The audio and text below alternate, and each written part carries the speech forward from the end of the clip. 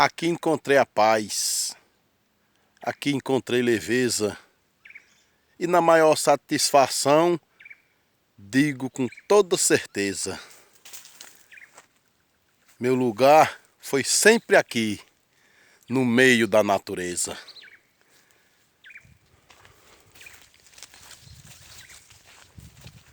Digo com toda leveza nos versos que tenho feito. Estando aqui, eu sou livre, vivo em paz e satisfeito.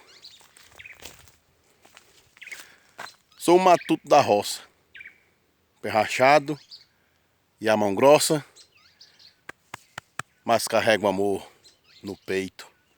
Poeta Matuto Isaías Moura, o canal é um Moi de Poesia.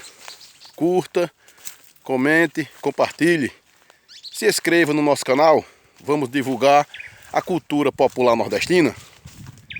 Aqui é Custódia, aqui é Sítio Prata Verde, aqui é Sertão do Moxotó pernambucano. O canal Moi de Poesia tem um apoio, incentivo do canal Mano Amigo. Mano é um filho do sertão, é um divulgador da cultura popular. De Marcos Silva e Bisaco do Cordel. O Bisaco do Cordel é a Casa da Cultura Popular Nordestina no Facebook.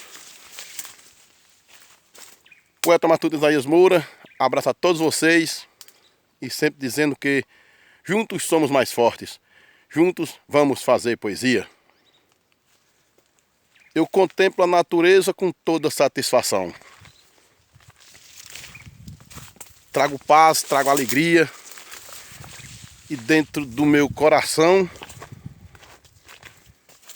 tem um lugar especial para meu querido sertão. Um abraço a todos e viva a natureza, viva o sertão do Moxotó pernambucano.